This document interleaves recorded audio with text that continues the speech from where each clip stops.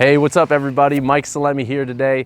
Today I've got a fantastic exercise progression on our classic kettlebell windmill. Now the kettlebell windmill is a fantastic exercise to truly help shoulder stability as well as develop all the lateral or side core stabilizer of the body. We're gonna start with this movement beginning on the ground, but then we're gonna progress it into the double windmill, so get ready for it.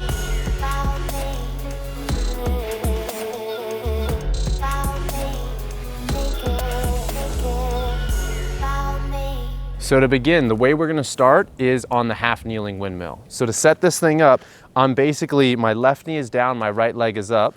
From this position, I'm basically trying to make an L with my lower body. So if my lead knee is going this way and leg, my left is gonna be trailing in this direction. So just like an L. Once you're in this position, then essentially the same knee that's up, that's your loaded arm. So you're gonna bring it up. First thing you wanna do when you're doing the half kneeling windmill, make sure that your arm is fully locked out. So bicep close to the ear, elbow locked. Set your shoulder down. And then from here, you're gonna begin hinging your hips in the direction of this down shin. As you hinge it back, you'll find the floor with the down arm. Hinge the hips forward, and then you can gaze straight ahead.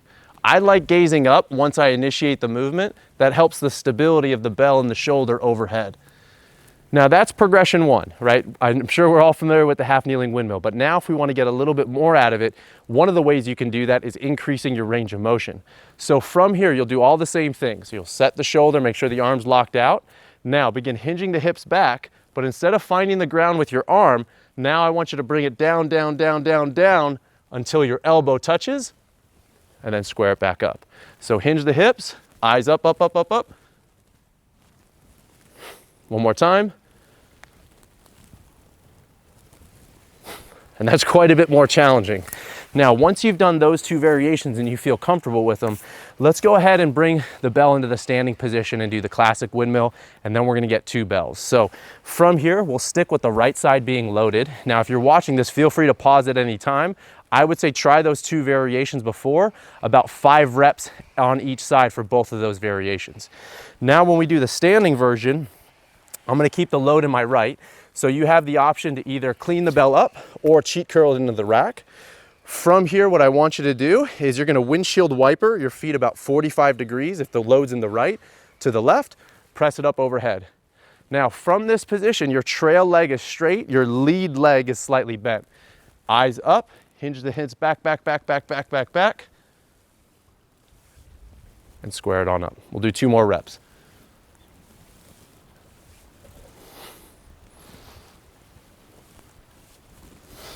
Once you feel comfortable with that one, now we can bring out the second bell.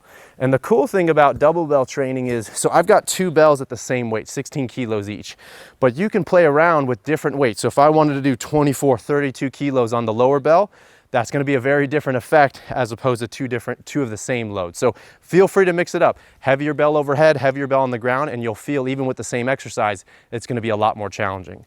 So same way we start, we'll clean the bell up, okay? Set the feet. That 45-degree angle, press up overhead, set your lat.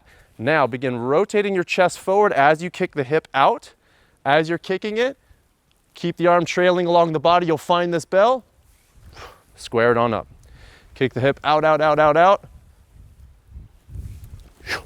One more. Whenever you're done, you can set the bell on the floor, stand it on up, and lower down under control.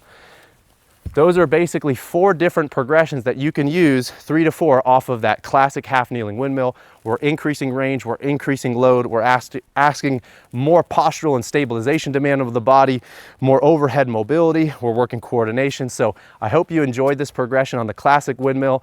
One of my favorite exercises to develop core stability, shoulder integration.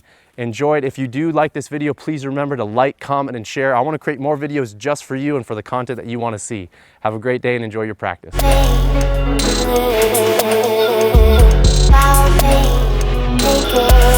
it.